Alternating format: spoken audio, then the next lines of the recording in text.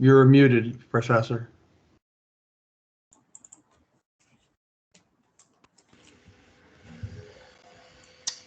Yeah. Hello, everyone. Welcome to our maiden PCBAfrica webinar on the topic, the billion-dollar mistake. We are happy to have Mr. Daniel Beeker present to us again.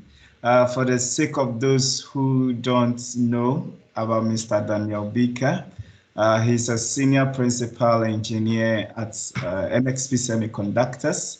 He has over 43 years of experience in electronic systems design and EMC. Mr. Daniel provides application support for NXP automotive customers worldwide, and he also supports NXP customers globally with special function development tools and instrumentation. Mr. Daniel specializes in EMC and signal integrity design techniques for systems and PCB, especially for the low-level count designs. Mr. Daniel's unique approach to EMC is as a result of many years of collaboration with one of the fathers of the industry called Mr. Ralph Morrison, whose foundation textbook, Grounding and Shielding Techniques, was published in 1967. Ralph's science-based approach to design has formed the basis of Mr. Daniel's design philosophy, which has resulted in consistent success in both his designs and those of his students. Mr. Daniel also attributes his access to his association with another industry leader, Rick Hartley.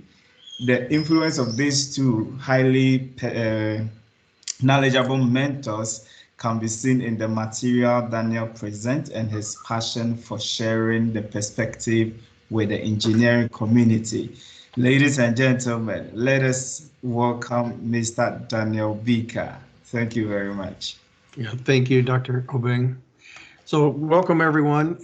Hope you're having a good day, and I want to say, thank you very much for taking the time to visit with us as we continue to try to basically what it says here, demystify electromagnetic field physics. The perspective that's typically presented in formal education and as a result of a lot of the existing rules of thumb and the guidelines that have been created over the history of electronics really don't address the basic issues that are in the industry. The science, the electromagnetic fields behave in a very, very predictable way. Managing them is something that you can easily do, and it just takes some simple understanding of the behaviors. Now, the basis of this particular presentation is I sought to find why we were all misdirected. And looking back on my training and the guidelines that I was taught during my career, this is the result of that investigation. And I want to share that with you, and hopefully it'll give you not only some insight into how we got to where we are today in the industry, but also to reconnect with the science and be able to use that to successfully develop your products and printed circuit boards with a higher chance of passing compliance and creating systems that are going to give you the signal integrity and behaviors that you require. And with that, we'll go forward into this presentation. So first, I want to just introduce NXP. If you're not familiar with us, we are the result of a couple of mergers and spin-offs. NXP was the semiconductor portion of Philips. Several years ago, they were released as a separate company. I was part of the Motorola Semiconductor Corporation. We were spun off as Freescale, and then 4 or 5 years ago, NXP and Freescale merged to create one of the largest semiconductor companies So we're both the arms of some originally large companies, and we have a very large presence around the world. We have factories everywhere. We have sales and marketing and engineering support, and we do our best to try to embrace the needs of our customers worldwide. NXP is an extremely diverse company. One of the things I love most is because I work with people that are just about from every part of the globe with every type of culture. And the best part of the different cultures to me is the foods. So I get to eat all kinds of different foods with people from the world. So for me, I have a disclaimer I put in all my classes because I'm going to talk about space and fields ad nauseum. I will continue to talk about space.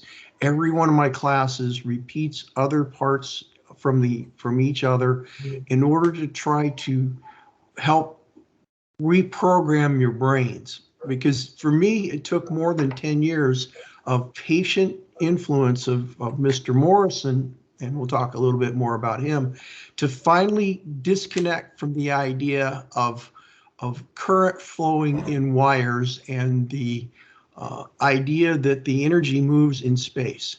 So that's what we're going to talk about here. I put a little caveat in here because for the pure electromagnetic field physicists, this perspective that I'm going to discuss is very simplistic and probably will cause them to be a little more than a little offended. But what we want to do is to come up with an understanding and guidelines that can be used by all of the engineering and PC board design community without having to be deeply familiar with the math of the physics and the calculus and all the other very important perspectives, but you don't need to know all of that in order to create a good printed circuit board. Once you understand the nature of the energy and the things it takes to manage that energy, then you can create the structures that will give you good compliance and good performance. The idea is that this whole focus on the movement of a charge in a wire is what we have to address. So just a quick about me, this is will be my 42nd year in August, working with Motorola Freescale NXP. And for the last 30 years, I've been focused on automotive. And since I met Mr. Morrison, I've been working very hard to take the knowledge that he's imparted on me and share it with the world. One of the things that was interesting that Ralph told me after a few years and my complete acceptance of what he was trying to teach me, he said that I was the only person who ever listened to him. But the more I look at what Ralph was teaching, the more I'm confused that it wasn't immediately addressed and accepted, because his perspective is right. When you follow the rules that he taught me, your chances of success are extremely significant. In fact, for my system designs, I have a 100% success rate. My boards always pass first time. And when my customers work with me and follow these guidelines and make the board according to the rules that we're going to talk about, they have 100% success. So this is the mission I'm on, to help reduce the number of redesigns for all these systems and the extraordinary cost that it has to the companies, your customers, and your stockholders if you're in a big company. So first, a little bit about Mr. Morrison. Ralph unfortunately passed away in 2019. He was 94 and a half. He was actively studying quantum physics in the months before he passed away, because he said there's something else to this story and I'm going to figure it out. He was even driving up until late. He was just amazingly active. His mind was extremely sharp. And every time I got to visit with him and spend time, we would have these incredibly deep discussions about the behaviors of fields, and he would continue to correct my feeble perspective and get it more in alignment with him. So basically, he was a physicist. Actually took some classes under Feynman when he was in undergrad. He got a double E, master's in double E in 64. He wrote the books listed on the left. The seminal text was the grounding and shielding book that he did at the request of Wiley, who is a large technical publishing company here in the United States. He's done a new edition of that book every 10 years. And then the rest of these were other books that he's written over time. The last one being the Fast Circuit Board's Energy Management. It was very fun because the last two books that he worked on, I was able to collaborate with him. And this picture, he's actually holding a PC board that we designed together to try to test some of his ideas on how fields behave. So his first job was as a radio technician in the U.S. Army during World War II. And he said that was the best job to have because there were very few technicians in the Army, and they kept him as far away from the fighting as possible. So he had a very safe career while he was in Europe during the war, and then he was able to do some more fun things after that. He has played violin since a very young age. The picture in the right with him in his tuxedo was a recital that he did for his 90th birthday. I wasn't able to attend the recital, but I did attend several of the rehearsals. And basically, when you look at the sheet music that Ralph was working with, they're just completely covered with notes, you know. And I asked him one day, I says, how can you make any sense of this? And he says, because I've been doing it all my life. And there's sort of an axiom that in order to be really good at something, you need to put at least 10,000 hours of study and practice in that. And it was definitely evident in Ralph's playing and his work in physics and electromagnetics.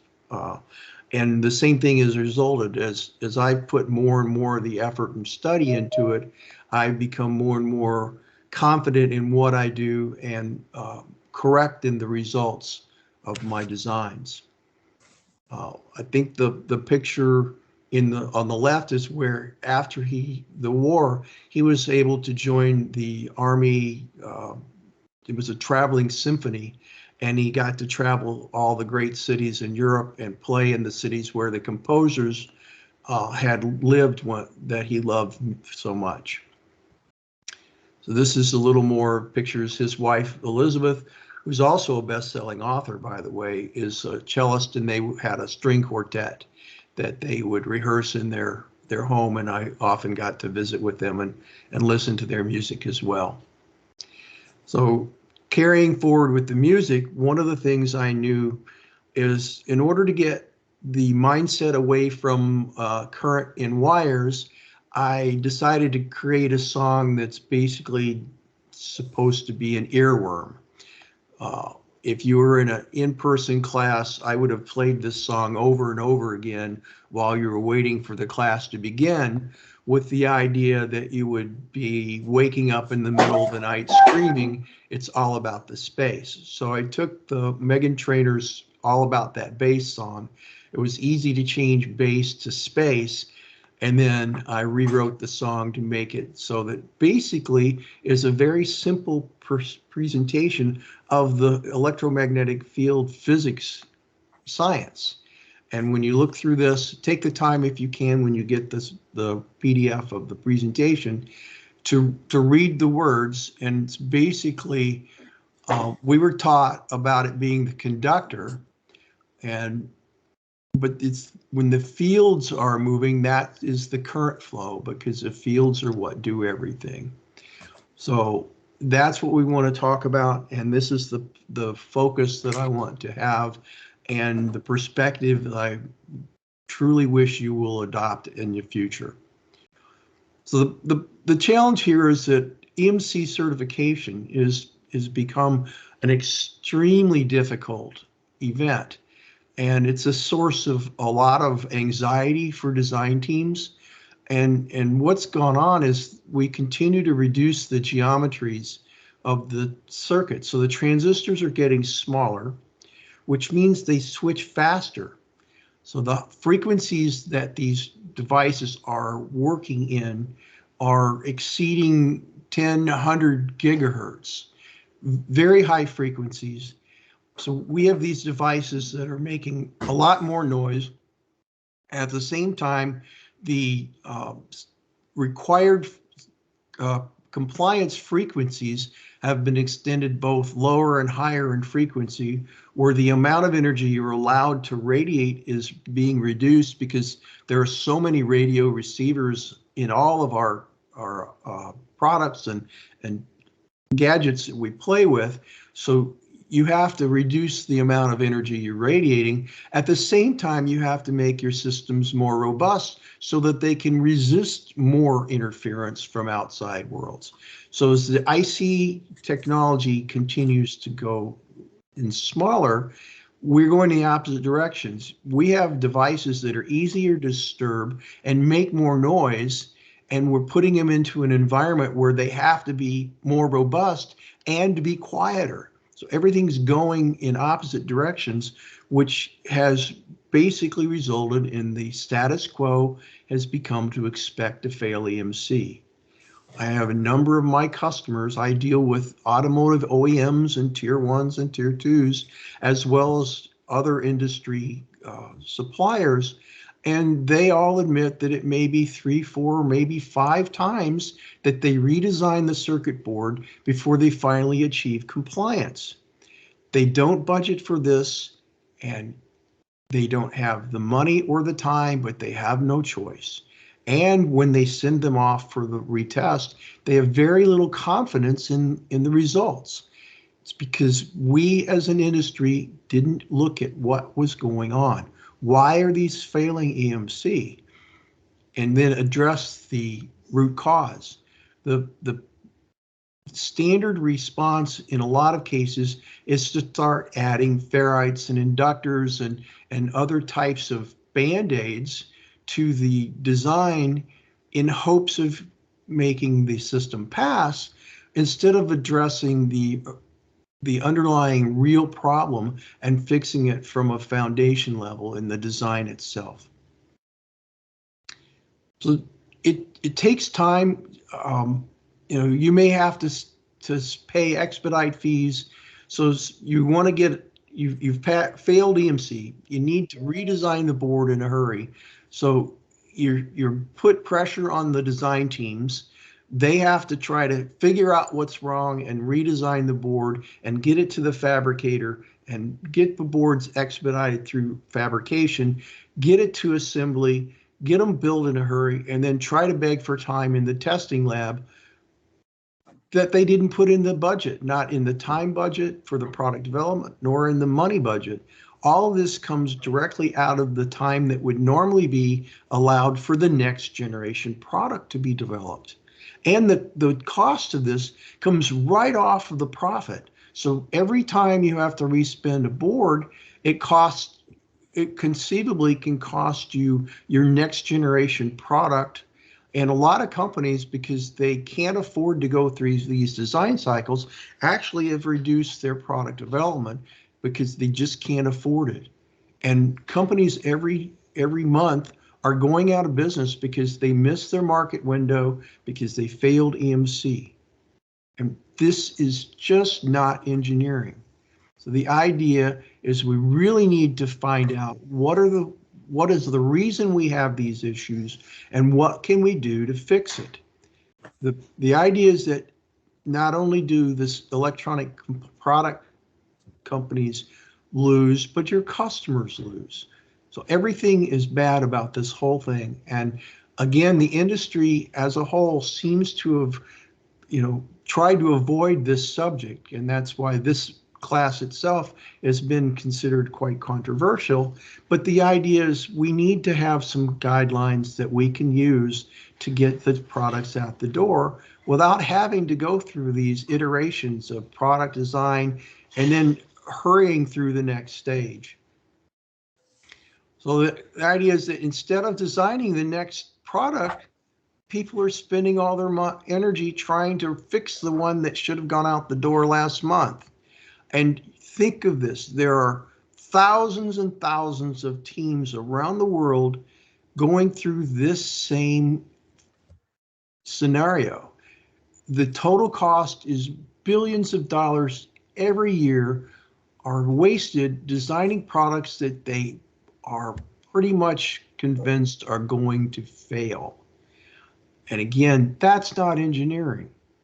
You know, we have to stop doing this. So I tracked it down to what I think is the one drawing that is the root of our issues. Thanks. And this is the drawing that I'm sure everyone's seen. We have a battery on the left. We have wires connecting the battery to a light bulb and a switch.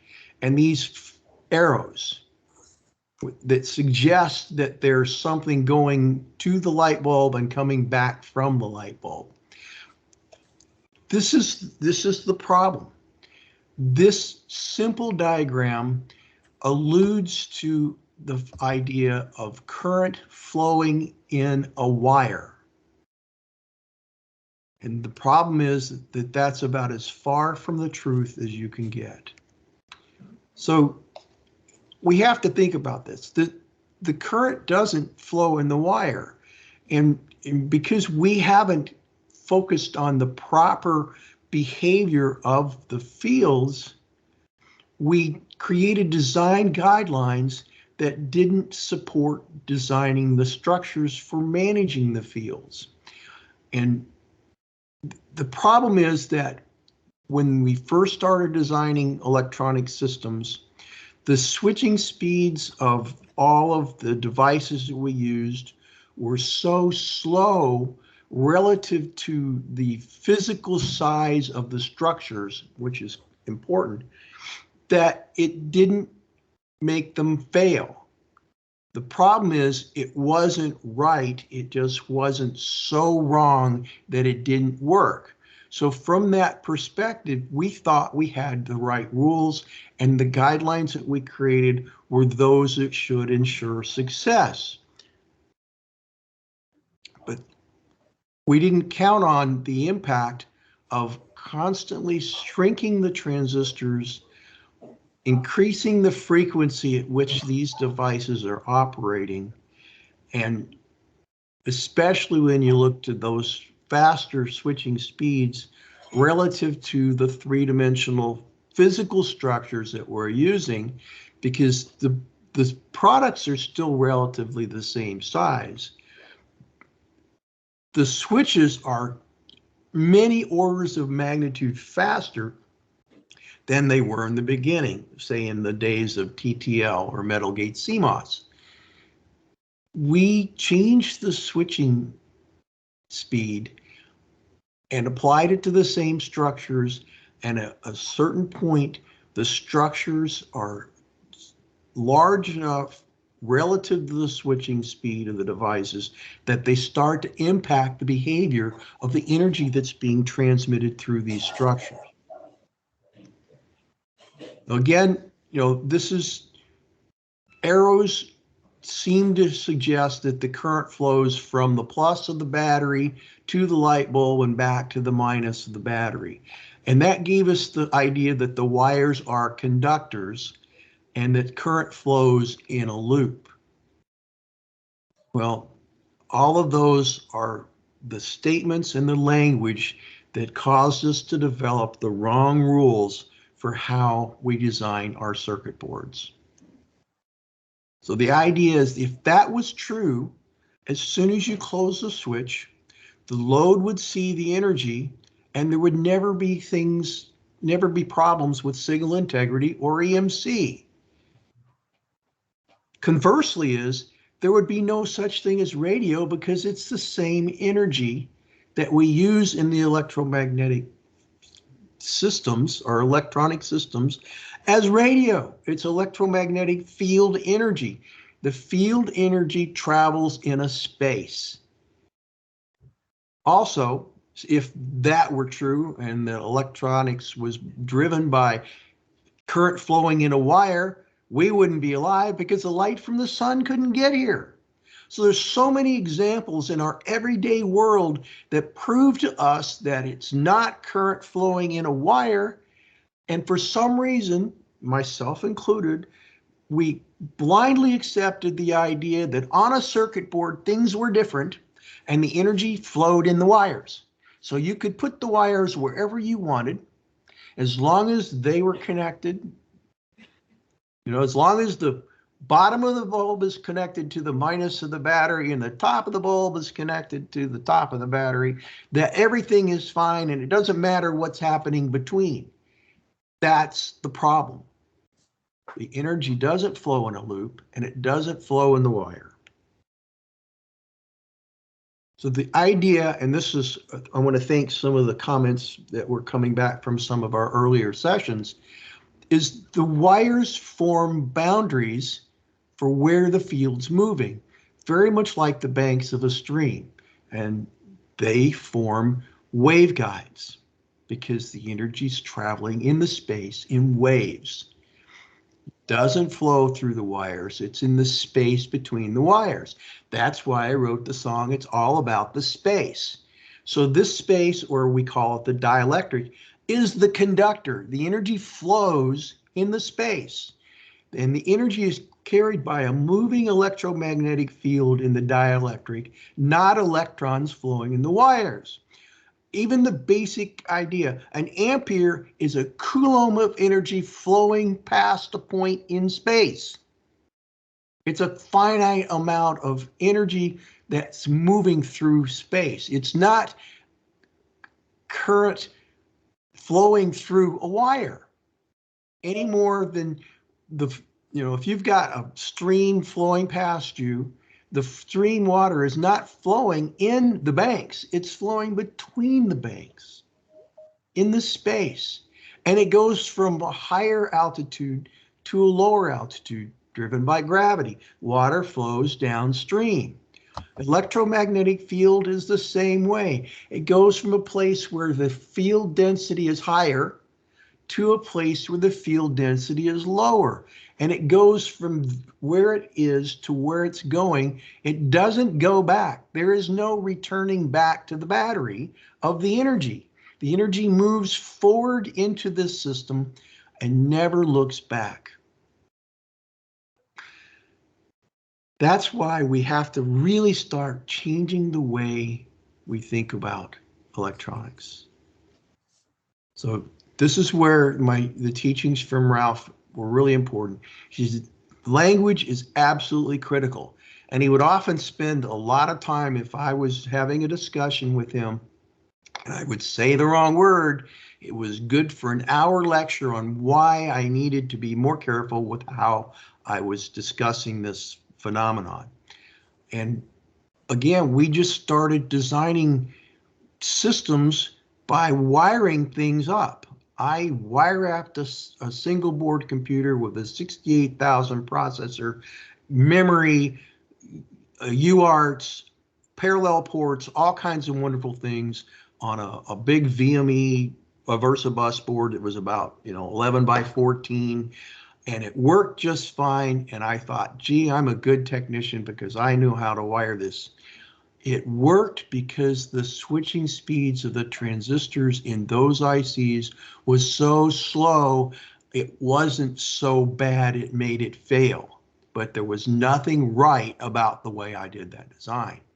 And that's the problem. We all worked on things where we did the wrong thing and it worked anyway.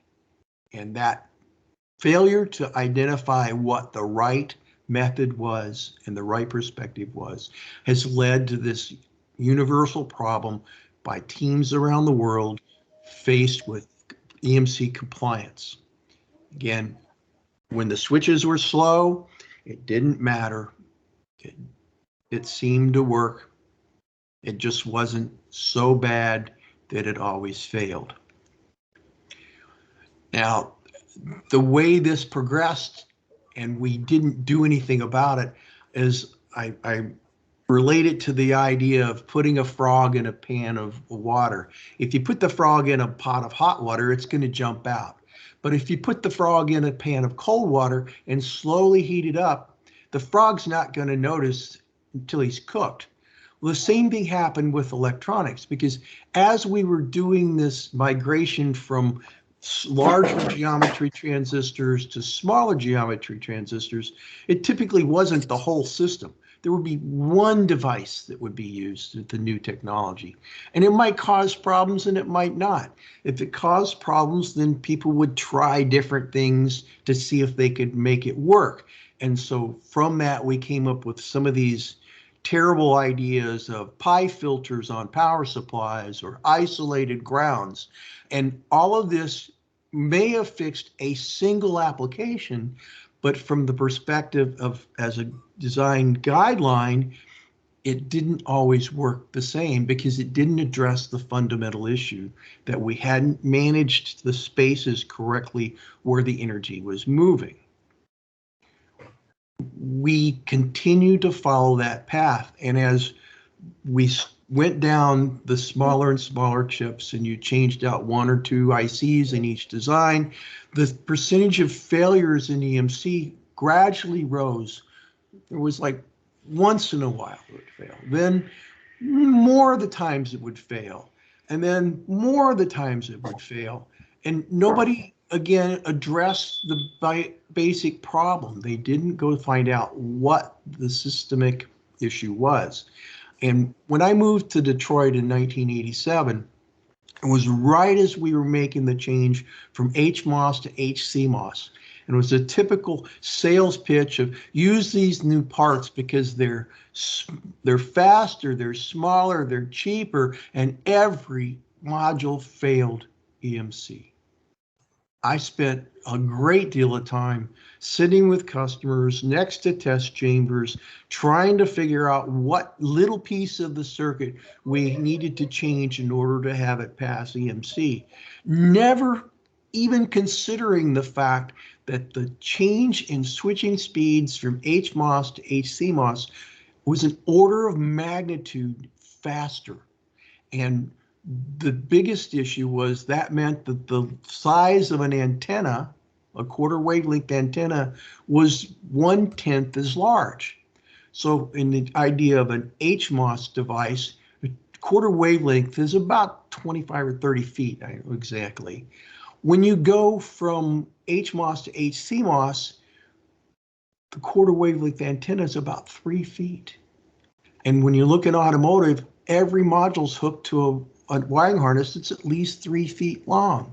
So we gave them a radio transmitter and they hooked it up to an antenna, and we couldn't figure out why we were having problems with radiated emissions. A fundamental problem with what we're being taught, what we were practicing, and our lack of understanding of the actual science of electromagnetic fields. So again, circuit theory is what was written around the idea of that diagram, that the energy is electrons moving conductors, switches add a conductor, and current flows in a loop. Wires carry the energy. That's totally wrong. Now, is there charge moving related to the wires? Absolutely. Those charges move because the electromagnetic field forces them to. They are a result of moving field, and as the field moves into the space, it causes a displacement of some of the valence electrons in each of the conductors. It pushes some back towards the source of the energy, and it pulls some forward. So you end up with a net ionization of some of the molecules. But that's not carrying the energy. That happens because the field is moving through there. When you add a space, when you turn on a switch now, in reality, you've connected a new space.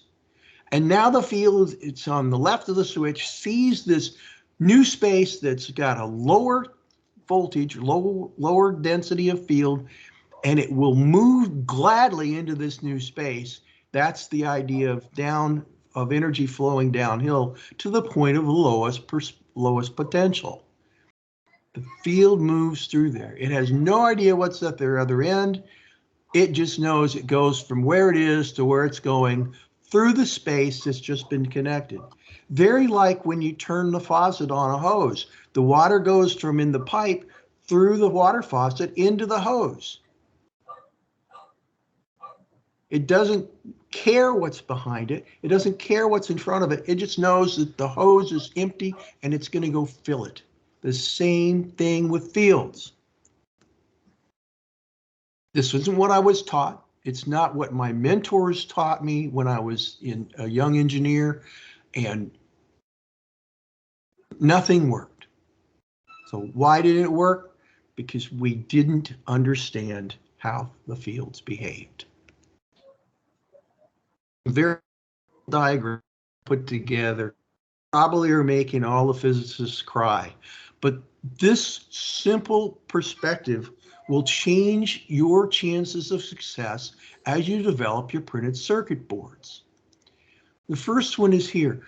The basic idea is that to store electromagnetic field, you need two, I'll call them conductors, but two wires separated by a space. So on the left-hand side, you see that we have two conductors separated by a space, and I've got some electromagnetic field stored in that space.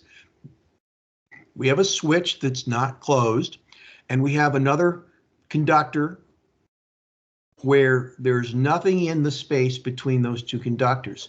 The field on the left doesn't see this space because it's not connected. You need all three elements, two conductors separated by a space. I don't have a way to get from the left to the right because this conductor on the top, the switched conductor, is not connected. So it doesn't see this space. Now, there's some terms I want you to get used to. The continuous conductor is what we often call ground. From the source of the energy to the load, that piece of metal needs to be unbroken. That's a fundamental requirement for good system design from now on. Next to that continuous conductor is what I want to call the continuous dielectric. So two pieces of your circuit board are predefined. You have to have ground and you have to have a conductor dielectric next to the ground. The only thing you have left to do anything with is the switched conductor. And in the case, for example, if this is battery plus and battery minus, so power and ground, there's energy stored in here, then all I have are switches, and these switches will add or remove new spaces and direct the energy from the left to the right. The most complicated integrated circuit with billions of transistors is just a giant switch array. And it turns on and off spaces and lets energy move or not move, depending on whether the switch is open or closed, just like a water faucet. Again, it's simple, but it will give you a better chance of designing boards that are going to work. As I close the switch, and this is to indicate a semiconductor because it goes from a high impedance to a low impedance state, meaning it's mostly off to mostly on, so it's more conductive than it was before. This allows the electromagnetic field to see that in this new space, the switched conductor and the continuous conductor have not had their charges displaced. So that's what motivates the field to move, is it wants to displace these valence electrons and move forward. So it sees this new space as this switch is closing, and it will now start to move from left to right serially. It doesn't go to the end. It starts to move into this space. Again, just like you turned on a water faucet, it doesn't get to the end until it's traveled the entire length of the hose, and it takes time, the same thing, for this field to move from the space that it's in into the space that you've just connected to it. Once the switch is completely closed, the field energy will continue to move until it gets to the end of this transmission line, because that's exactly what this is. We got the switch conductor closed. The energy will flow until it hits the end. The field has absolutely no idea what's at the other end yet, because it hasn't seen it. So basically, when the switch closes, you've created a short circuit, meaning that as much energy as possibly can move through that dielectric as determined by the dielectric itself, the material, the dielectric constant, the width of the switch conductor. So you have the three-dimensional space that's defined for the waveguide, and that will determine the total amount of charge per second that can move through that space, or the energy per wave cycle. So this is the beginning of the wave cycle, and it moves forward into the space until it gets to the other end. What happens there is a source for another training class, but basically it knows what to do when it gets there. If it's an open, it will stop moving.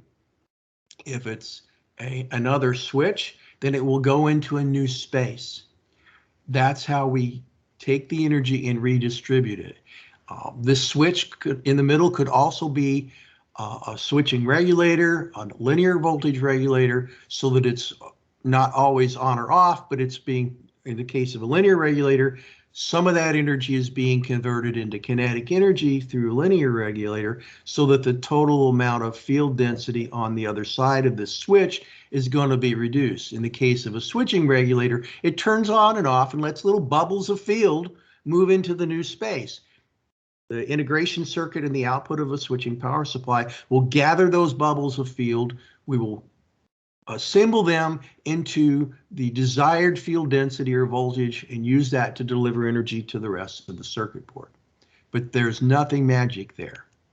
Once I open the switch, the field on the left stops moving. The field on the right will continue to do whatever is determined by what's at the end. If there's a load at the end where the field can be consumed, it will continue to move into that space until it's dissipated. If it's going to another switch and the switch is open, the field will stop once it fills this space with an equal amount of field throughout the entire space. So the field density becomes equal. Again, this is simple stuff. You get two things predefined: the continuous conductor or ground, the dielectric that's next to the ground, and then the switch conductor, which starts at the power supply input, and then through multiple switching elements, that energy will be converted into different voltages or different field densities through voltage regulators, or redirected into other types of systems like motors or light bulbs or whatever you're directing it into, so that you're using this electromagnetic field energy to do work. So it's really simple. It's basically a set of triplets. The rules are three main characteristics. You only need three components to contain energy: two conductors separated by a space. You only get three components in the entire universe to do electronic systems. You get the conductors, you get the space, and you get a switch. Think about it. There's nothing else. This is not hard to understand. The highest performance, network controller is billions of switches, and that's all they are. Giant switch arrays. NXP makes switch arrays. Things that turn on and off, add or remove spaces where the energy is going through. So we give you something that goes with the switched conductor. You still have to provide for this IC the ground or the continuous conductor and the continuous dielectric. And the field then moves in the space between the ground, the space adjacent to that ground, and the body of the integrated circuit. Think about that. That's how things really work.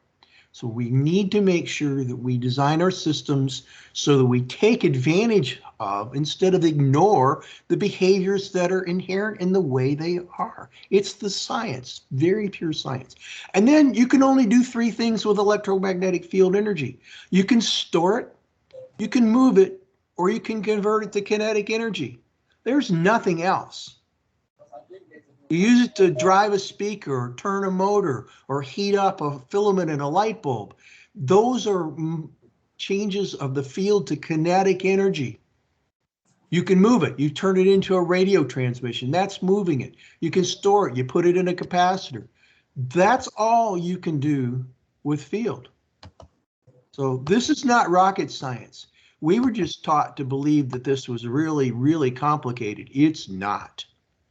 Designing the most powerful motor control system for a car, or designing the highest speed, best network processing system in the universe, the rules are the same. The only thing that changes is the magnitude of the energy. And that just changes the geometry of the materials you need to use. And it's all ratiometric. There's no calculus needed. It's algebra.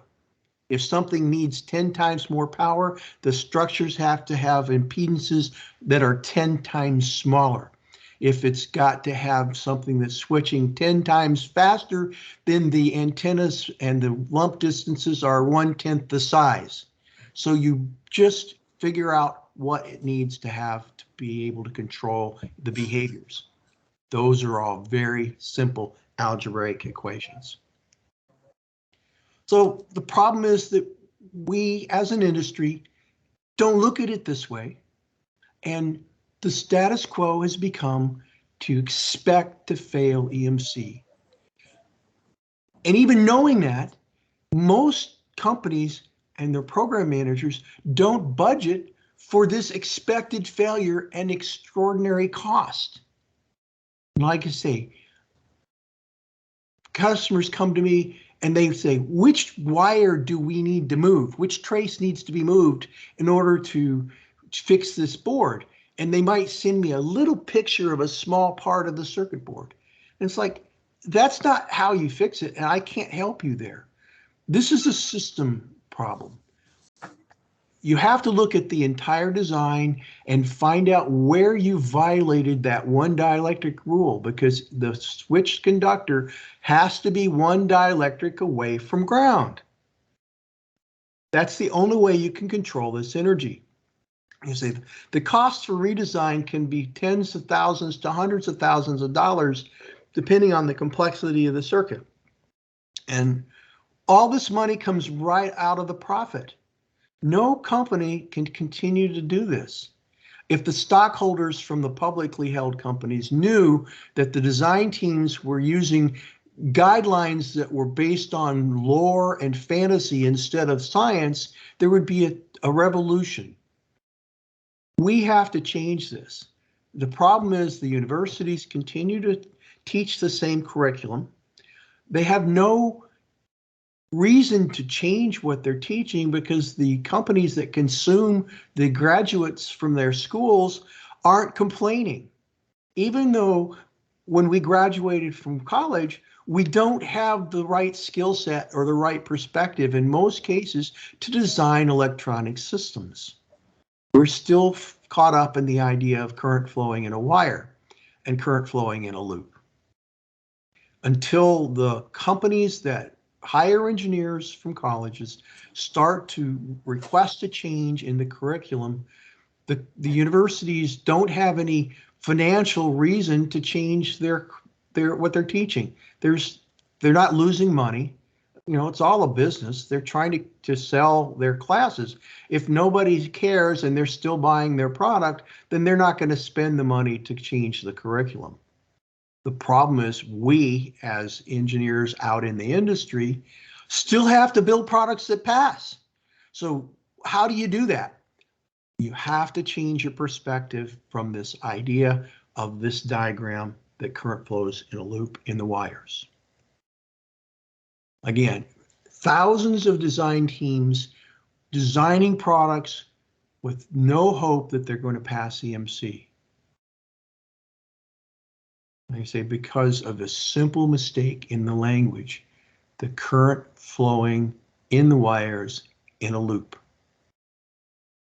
I say to call this a billion-dollar mistake is an understatement. As we close here, I want to give special thanks to Rick Hartley.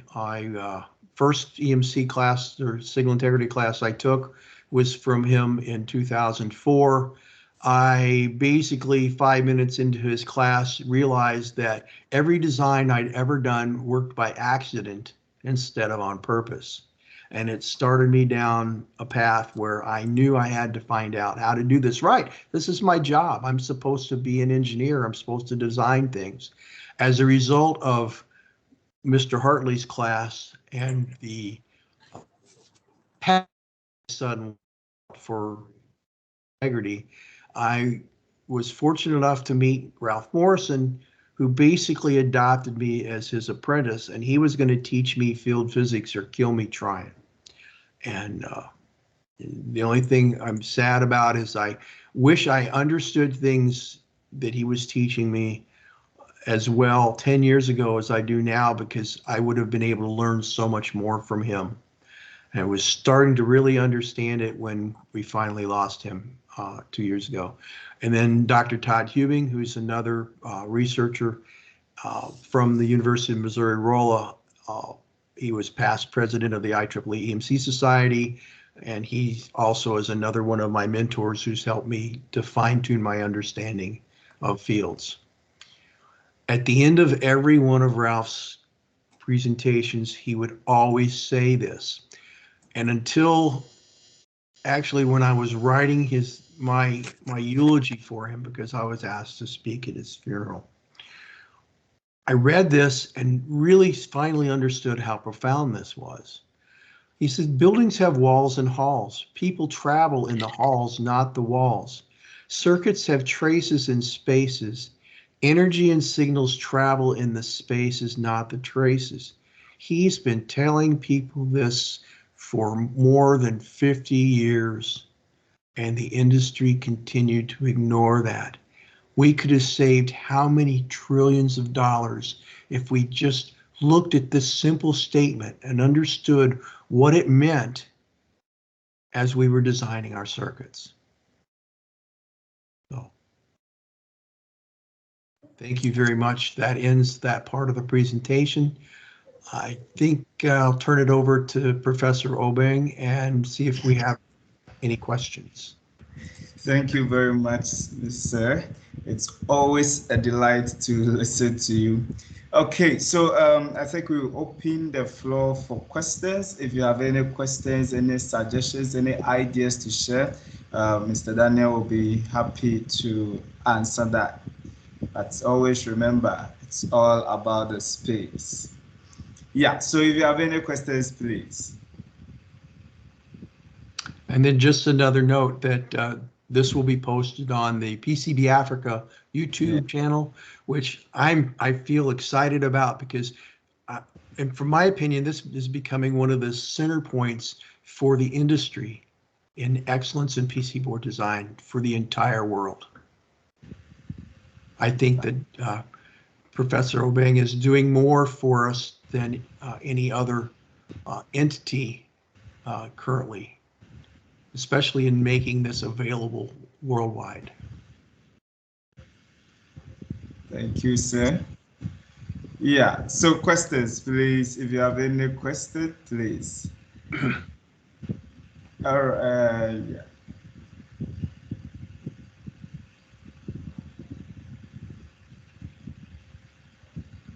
Yeah, Arthur, Emmanuel, you have a question, please. You can unmute yourself and ask.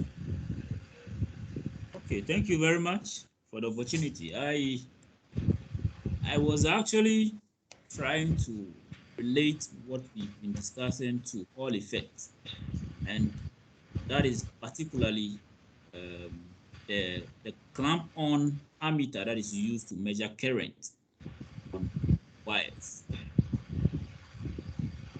So Right. Well, one of the things that you have to think about is there's the relationship between the electric and the magnetic field, and everything starts out. There's the DC, the static state, like the energy stored in a space and it's not moving. Once it starts to move, this changing electric field moving into this space will create a changing magnetic field in the trace. So that starts this whole idea. So Ralph said that once that's one of the secrets to how things work is once you establish the field density or the voltage in the space, then the magnetic field actually acts kind of like the drive shaft in a vehicle. So you see the magnetic field at the source being consumed at the load, and as long as that energy transfer is you have a balanced transmission line where the impedance matches, then you will see this energy move in the idea of the magnetic field. But that's once it's established. That's a DC concept, and that's fine. But we're in an AC world. So during the way a Hall effect works is you've got a changing magnetic field. What happens then is if you have a changing magnetic field in an adjacent space, that will create a changing electric field, which is exactly how generators move. Or you have a moving magnetic field that is causing a change in voltage or field density in a space, and then you use that energy that's being driven into the space by the changing magnetic field to create a field an electric field that now you deliver from your generator.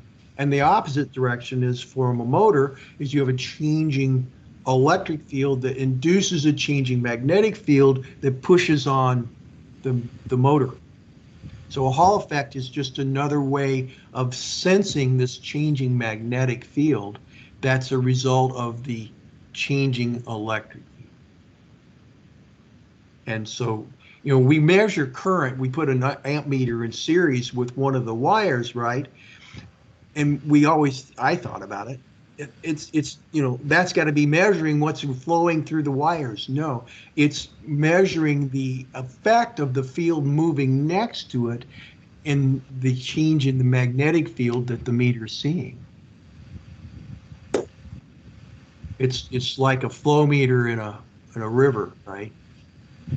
It's not actually the electron flow through the amp meter that's causing you to measure current, because current is coulombs per second moving through a space, and that moving field creates the magnetic field. The moving E field creates the magnetic field, and that's what you're measuring. So crosstalk, changing electric field causes a changing magnetic field, which changes the E field in the next space, which causes a changing magnetic field in the next space, and so on. That's how energy is distributed and crosstalk is created at the wavefront. That's why with PTL, you're switching so slow and you reach the quiescence so fast relative to the geometry of the circuit boards, you don't see that effect. But with these things switching, DDR4, 72 picoseconds, 12.2 gigahertz. Every time it switches, SerDes, PCIe, Aurora, 60 picoseconds. So every time these things switch, they are jamming a magnetic field into the space. Because when we do these, we typically have very thin traces, thin dielectric, so things are really close together, and it's all about the square of the distance, the the magnitude of the field in the space between two conductors is reduced by the square of the distance, because it takes a lot more field to fill that space, and it reduces the impact of that changing electric field on the next conductor. So it reduces the amount of magnetic field that's being created, and that reduces the amount of electric field that's being created beyond there. So some of the things you do to reduce crosstalk is increase the space, because again, if you double the space between two things, you have 1/4 of the energy in that space. Okay. But like I said, the rules it's really simple stuff. The hardest part for me was to get out of this mindset of current flowing in wire. And that, it made my head hurt. I had 25 plus years of experience. I did 68040 circuit designs. You know, I was a high performance, high end, know what the hell I'm doing engineer. And like you say, went into Rick's class, and it was about the most humbling, it was the most humbling experience in my life. Suddenly, I went from being a smart aleck, know-it-all senior engineer to starting over. So the younger you are, the less you have to unlearn, and the fewer times you have to listen to my song to get it to work. All right. I think 3 dimensions. I look at things, and I look at the spaces. If customers have a problem with their circuit boards, it takes usually less than 5 minutes to identify the source of the problem, because I look for where they broke the rules. Where did they violate that one dielectric rule between the switched conductor and the unswitched and the continuous conductor? Okay. All right. So we have a question in the chat. Somebody is asking, Isaac Atia is asking, is it then possible to build workable circuits, supposing we adhere to the spaces, not traces? Absolutely. Utilizing little to no filters, example, pi filters and whatnot. And a continuation, it says also, at what point does using a filter come in handy? Well, are inductors effective in reducing inducted emissions? Absolutely. I did a number of experiments on just exactly how effective those are. The problem is that most IC vendors, when you have multiple, for example, I worked on a network board, an LS1043A network controller, gigahertz processor, 400 megahertz DDR4, PCIe, SerDes, you name it, it was on there. It was a network control system. In the reference design, they isolated all the different 1-volt supplies. They called out and did use ferrites and inductors for these. In my design, I took 26 ferrites and inductors off of the reference design, bundled together all the like supplies, provided adequate decoupling, to use that word which I hate, local charge storage, capacitors placed directly underneath the BGA where they needed to be. The board passed EMC the first time. The challenge is, if you do separate these power supplies, now a lot of the times the application boards that IC vendors use are designed not just to give you an example of how to do a design, but for them to test the IC when it first comes out. So they have to isolate the various supplies so they can do some measurements and testing. But if you're going to use a pi filter for any of these supplies, these components are on the outside of the board. So if you're routing power inside, in order to get from inside where you're bringing the energy from the PMIC to the pi filter, ferrite, inductor, whatever you're using, you have to build a channel through the board, 2 vias, power and ground, to get to the ground plane on 2 and the ferrite on level 1, because you have to have the continuous dielectric, continuous conductor. And then to get back down into it, you have to go back down into the board. So to add a ferrite correctly, you've had to put 4 vias, and you're already screwed because these ports, they're so dense that you barely have room for the vias just to connect the signals. When the right solution is to combine all the 1-volt supplies into a power island, because I never use power planes. I connect all the balls on the part that are the same potential with a square of copper that matches them. And then if I can, I put capacitors directly underneath between the balls. And then I connect everything from the PMIC to these big wide traces. So I have these parallel paths connecting the IC to these large plates separated by ground from ground. So I have these areas where I have a low impedance connecting all the balls of the part to all the capacitors. So I have these asynchronous requests for energy, because no matter what, whether it's the same power rail or not, because the IC is large and things have to travel farther, so the farther they have to travel, the longer it takes. So you can have these waves coming into this space at different times, maybe separated by femtoseconds, but still at different times. They hit this low impedance instead of 50 ohms, it may be 5 or 10, depending on how thick the dielectric is and how large this power island is, connecting to all the capacitors. So everybody goes in and out and in and out. The idea is that I can now deliver energy to support these switching events from a power distribution system that's capable of delivering the energy that's needed. And I didn't do it they put the pi filters there to try to restrict the flow of energy, to try to bring down those high frequency waves that are generated by the switching transistors. Well, I still haven't supported the IC's power requirements.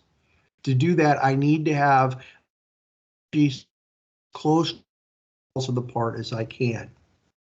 In the case of this LS1043, it was 7 amps per microsecond on the 1 volt supply. The cost of those 26 ferrites and inductors was probably in the order of $10 or $15. Didn't need them.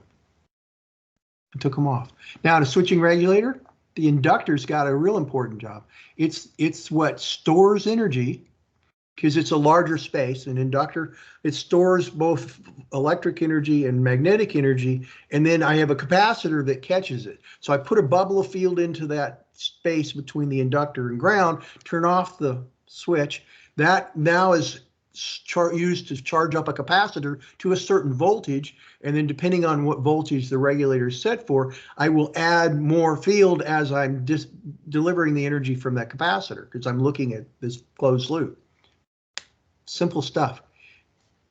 On this input to a system, I found that an array of ceramic capacitors close to the input of a switching regulator have just about as much impact as a series inductor and take up a lot smaller footprint. However, the costs might be different. So a lot of the times people will suggest you need a pi filter on the input to a voltage regulator. I've used both. On my network board, I had 2 types of switching regulators on there. One was an off battery one, and 2 were off battery, 2 were on the output of the PMICs. And neither of those types required an input filter, so I didn't use them. And then there are other ones. Some of the NXP parts suggest you need to have an input filter. It depends on the compliance rate that you need. And I'm continuing to do experiments along that line, because I'm convinced that good PCB board design with proper capacitor placement is far more effective to manage energy requirements than the filters that restrict the flow of energy. Most EMC problems that I see are because of poor power supply design. And it's the depletion waves that are not being satisfied coming from the IC through the power control connectors that are the source of the radiated emissions, not the outputs. You rarely will see any radiated emissions as a result of a driver. They're almost always a result of the power supply being designed poorly, so that you aren't feeding those depletion waves adequately. And I address these issues in some of my other classes that I teach. So hopefully that answers your pi filter. It's one of my soapboxes. I don't believe in inductors. except as an integration circuit for a power supply. And I'm working on an alternative to that too, by the way. Any other questions or comments?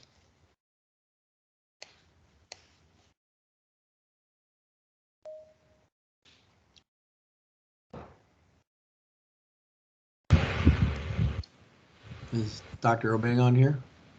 Yes, sorry, my network went out, so okay. All right. Manuel, you wanted to ask a question? Hello, everyone. Can you hear me? I see the picture from Tech Chin. That is a very good signal design. You've got a triplet. You've got two signal layers separated by a ground plane. Both of them have their own space. That's your goal. Yeah. So, Mr. Chin, that's it. That's what I strive for. It's a triplet. I design with triplets. And you can tell, remember, both of the switched conductors are one dielectric away from your continuous conductor. Can't get any better than that until they give us coaxial interconnects on PC boards. You know, we have leaky water pipes and we have to do our best. Wow. Okay, great. Please, any more questions? I have a question about what about the company that does the simulation software? Don't they need to know about this so that they get this kind of feature into their software? I'm one of the monkeys that see no, hear no, speak no evil. I have had this discussion, and so has Mr. Hartley, with the major simulation companies about how important it is to understand the intactness of the transmission line. There is not a single piece of simulation software, except possibly ANSYS with their finite element analysis stuff, that looks at whether or not every signal or power conductor is one dielectric from ground. The fundamental requirement for signal integrity and power is not looked at by any of the tools. Not the most expensive Mentor tool, not the most expensive Cadence tool, not the most expensive Altium simulation tool, does not check for the most important thing. So if you take care of your board and you make sure that you follow the guidelines and every signal is one dielectric from ground, that every fast signal has a transmission line that is properly impedance matched, that every power distribution system has an adequate capacity or low enough impedance to deliver the energy per wave cycle you require, you don't need to simulate. I never simulate because none of the tools look at the entire system. I was at a conference where one of the presenters spent a half an hour showing how putting a clock between power and ground made the clock signal better. Okay. I wasn't supposed to talk, but I did anyway. It was one of those captive ones. I asked him the really serious question. What did he just do to the power supply? He destroyed it. He put a clock in the space where we were trying to deliver energy. It didn't look at the system. The first and foremost rule is you never violate the one dielectric rule for power supplies. Some signals you can get away with if they're not switching very fast. But you can never break the one dielectric rule for power supplies. They were promoting it as a technique for improving the clock. And back to you don't ever want to use power as a return. How do you get to that space? All the energy comes to you in a space that's defined by the continuous conductor, which is ground, the adjacent dielectric, and the switched conductor. And now I want to change context to a different conductor. Well, is it possible? Yes, but it takes time.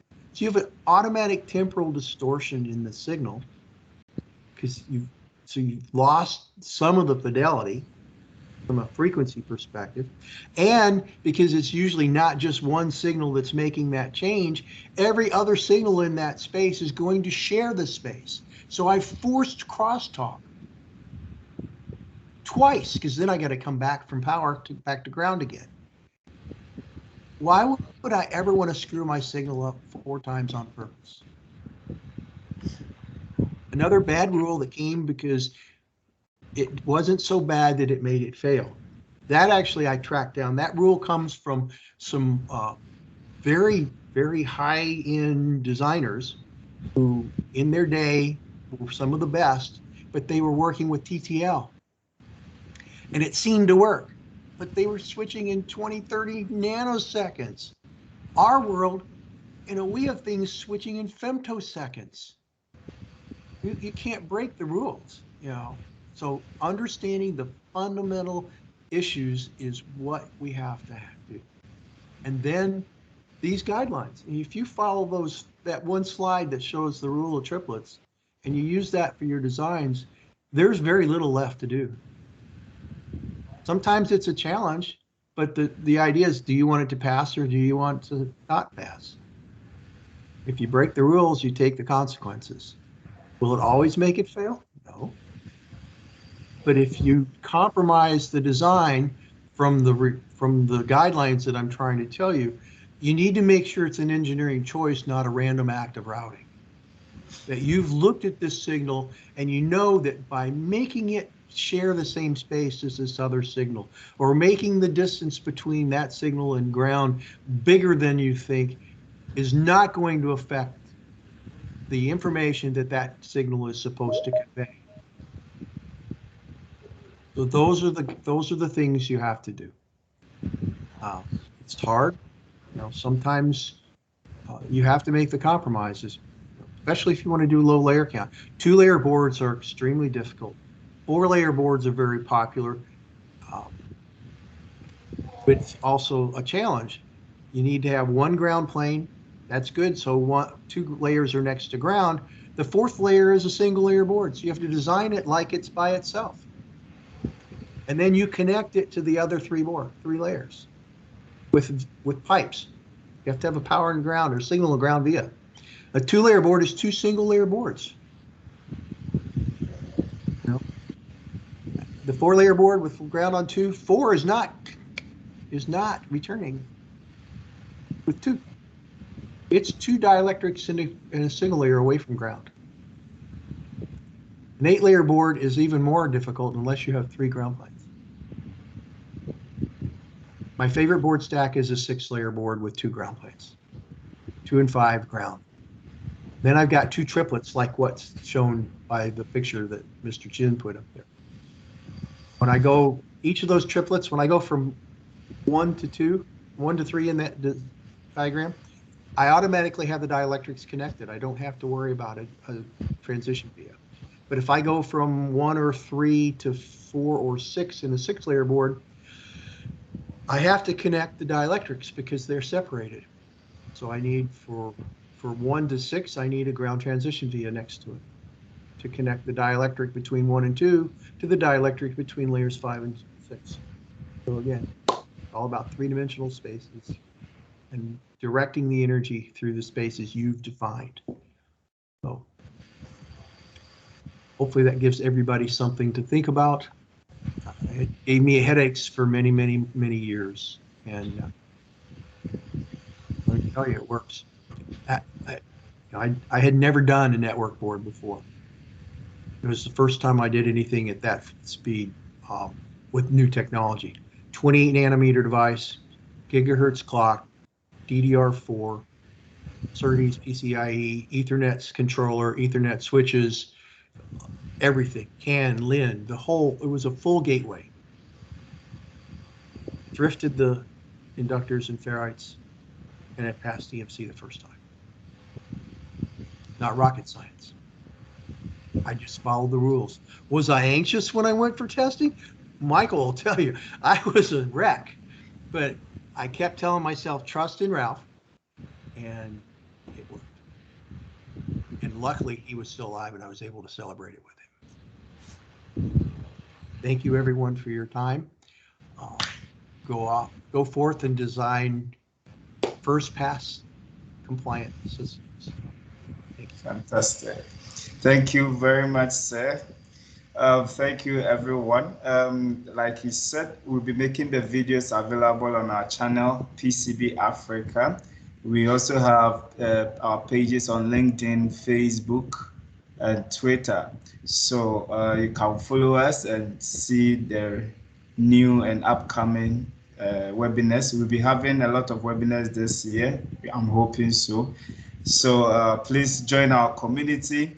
If you have something to share, if you also have something to share, please just contact me and I'll give you the audience. It has been a very nice session. It is always an excitement to see people attend these lectures. Thank you very much and see you all another time. Thank you. Thank you.